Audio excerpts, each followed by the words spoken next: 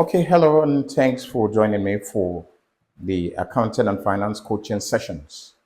My name is Echela Okori. Today, I want to talk about the qualitative characteristics of financial information. The qualitative characteristics of financial information. Very quickly, I recall that we discussed in the past that accountants generate financial information to help users make informed decisions. Now, there are different classes or different types of financial information. There is financial information that may be of high quality, and there are also financial information that may not be of very good quality. Why do I say this? Every financial information must meet the criteria for determining the quality of accounting information. If it does not meet those qualities, then we can say that that financial information generated is not of good quality. So the International Accounting Standards Board, that's the IASB, in their conceptual framework, advanced some characteristic qualities that financial information must have to be described as financial information that has good quality. In other words, we call them the qualitative characteristics of financial information. So if financial information does not have the following qualities, then we can say that it is not a good financial information.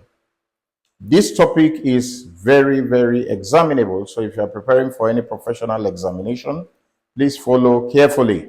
I want to say that if you are already running impatient because we have not hit the board with calculations, I want to tell you that very shortly, in 1, 2, or 3 lectures from now, we're going to start calculations fully.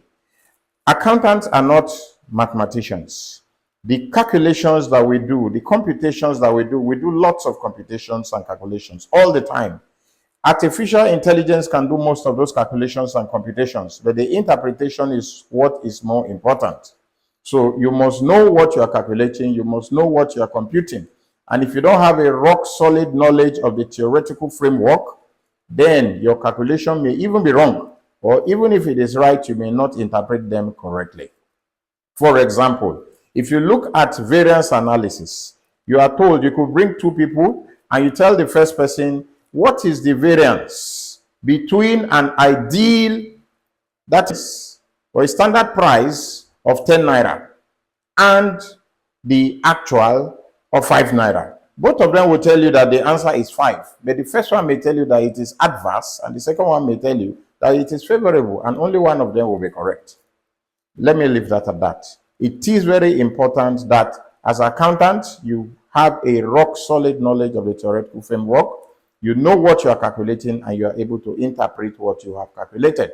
And to do this, you must have a good knowledge of the standards. That's the accounting standards used. And we're going to be focusing on the International Accounting Standards. That is the International Financial Reporting Standard, otherwise called IFRS. IFRS is a collection of all the IFRSs to date, which is about 1 to 19, and then the existing international accounting standards, they are all collectively referred to as IFRS, that is International Financial Reporting Standards. Okay, so before we begin to look at standards, let's quickly run through the qualitative characteristics of financial information. The IASB, in their conceptual framework, categorizes the qualitative characteristics into 2. There is the fundamental characteristics, and there's also the enhancing qualitative characteristics. Let's begin with the fundamental qualitative characteristics. For financial information to be good, it must possess the following. Under fundamental qualitative characteristics, they are divided into 2. The first one is relevance, and the second one is faithful representation. Now let's look at relevance. When do you say financial information is relevant? Financial information should be relevant when it will help the user of that account to make decisions, to make the best decision, to make informed decision. Now, how do you know that this financial information is helping the user to make the best decision? The financial information must have what we call predictive value, and it must also have what we call confirmatory value. Now, predictive value, what do we mean by predictive value when we say financial information has predictive value? If the financial information so generated assists the user to be able to make predictions, to be able to make forecasts. You look at the financial information of the previous year or of the previous 3 years as a user, as perhaps an investor, and then you are able to say, well, for year 1, 2, 3, for the previous 3 years, they made these cash flows. You can now, almost with some level of reliability, make a prediction that for the foreseeable future, this is what the cash inflows and cash outflows will be. You can budget. You can be able to look at what, you can make predictions. Okay, you can make predictions because you have a high probability that your prediction, based on the financial information you have seen in the past, you can make a prediction and that prediction will come to pass. So, for financial information to be relevant, it must have what we call a predictive value. Good. Now, the second part of the relevance is what we call confirmatory value. Financial information to be relevant must have what we call confirmatory value. Confirmatory value means you have a feedback.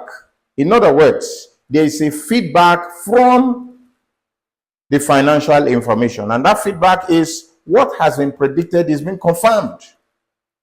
You are getting a feedback that yes, this feedback is telling you that what you forecasted is correct or not correct.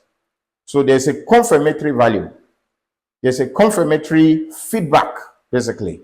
So when financial information has predictive value, the ability to forecast based on the past financial information generated. You look at the past financial statements, and then you are able to forecast. That has predictive value. For you to be able to get a feedback from the financial information to confirm your prediction, that is also having a confirmatory value. So, for financial information to be described as relevant, it must have predictive value and confirmatory value, or one of the two. In other words, either if it has only predictive value, it is relevant. If it has only confirmatory value, it is relevant. If it has both predictive and confirmatory value, it is also relevant. Now, this is what we mean by relevance. When we say fundamental accounting qualitative characteristics, we say the first one is relevance. Okay? And then the second one also is faithful representation. Faithful representation means that the financial information so presented, so generated, should represent what it says it is. It should represent what it says it is. And how do you know this? It has to be concise. That is straightforward to the point. It has to be concise, not to be muddled with unnecessary information. It has to be also neutral. Neutral means it is not taking sides.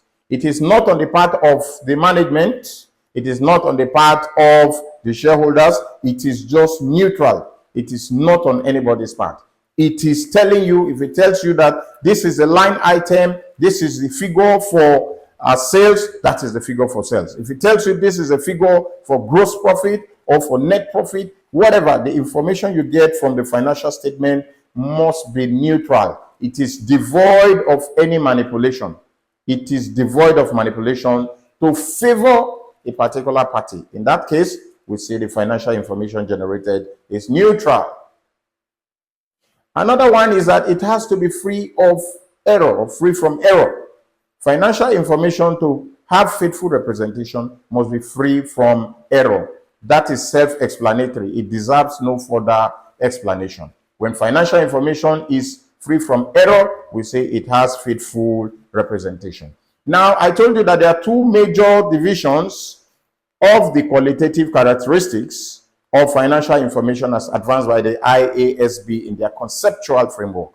The first one I told you is what we call fundamental, the fundamental characteristics. The second one is what we call the enhancing characteristics. Now let's look at the enhancing characteristics. The enhancing characteristics, the first one among it is comparability. Comparability. In other words, this information must enhance decision making. Okay? It must enhance decision making. So it has to have comparability. Financial information must have comparability. What is comparability? An organization should be able to compare the financial performance or the position or the cash flows looking at various years. You should be able to compare it from year to year. That is one organization. You are doing an inter-company analysis, a comparison between year 1 and year 2 or year 3 as the case may be. That is inside one entity, you are doing a comparison between various years. Another one you can do is you could look at two companies, two or more companies, and look at their financial information and compare their performance, compare their cash flows, compare their financial position. This will help you to make investment if you are considering whether to invest in company A or company B or company C as the case may be. So financial information should have what we call comparability as a qualitative characteristics. Another one is timeliness. Timeliness, that is straight to the point. Financial information should come on a timely basis. It should not come when it is not needed. Imagine that you are making a decision and the financial information you need does not come on time until you have made that decision, and then at the end of the period, the accountant comes to tell you that I have the information you were seeking. This is the information. I delayed because I wanted it to be accurate. It is accurate right now, so you can have it. No, that information is not going to be relevant anymore because it did not come at the right time. So financial information should be received at the right time. It is a case of getting the right information to make the right decision. So that is timeliness. Another one is verifiability.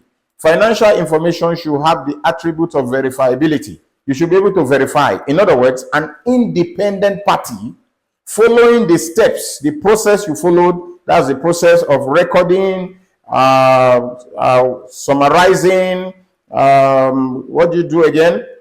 All those processes that we explained. You know, you record, you summarize, you tabulate, you interpret, and then you communicate. All over. So once you follow those processes, an independent person, once the independent person follows those processes and is able to arrive at the same result, then we say that accounting information can be verified. Verifiability. Good. Now, the next one I want to talk about is what we call understandability. The financial information, for it to be described as enhancing, must have the quality of understandability. It should not be so complex that the user of the information gets confused. We've heard stories of how medical doctors deliberately are trained to have very bad handwriting. So their handwritings are so complex so that they dissuade the patient who is not a medical personnel from going to self-medicate. So when a doctor makes prescriptions, his handwriting is usually very complex to understand. They are not very legible. But when they take that handwriting to a pharmacist, the pharmacist can easily recognize it. Well, accountants don't do that.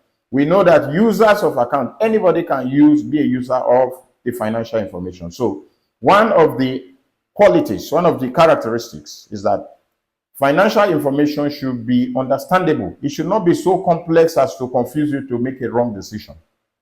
So we have looked at the characteristics, the qualitative characteristics of financial information. We said they are divided into two.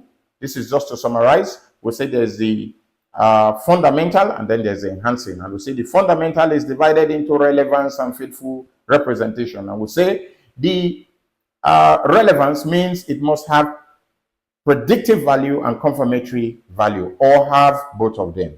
Also, we said the other part, which is faithful representation, we said it has to be concise, it has to be free from error, and it has to be neutral. Then we also looked at enhancing. We said to be enhancing, the financial information should first be verifiable, it should also be understandable, it should come on a timely basis, and it should be concise. Yes. So thank you very much. If you have not subscribed to this channel, I want to encourage you to please do so. And invite all your friends who want to study to become chartered accountants, invite them so they can join this channel. And please always make sure you share these lectures. It is the only way you can provide encouragement for me, so that I can have more strength and more motivation to continue to dish out more videos for you to learn accounting for free. This is the age of information. Nobody should be denied information.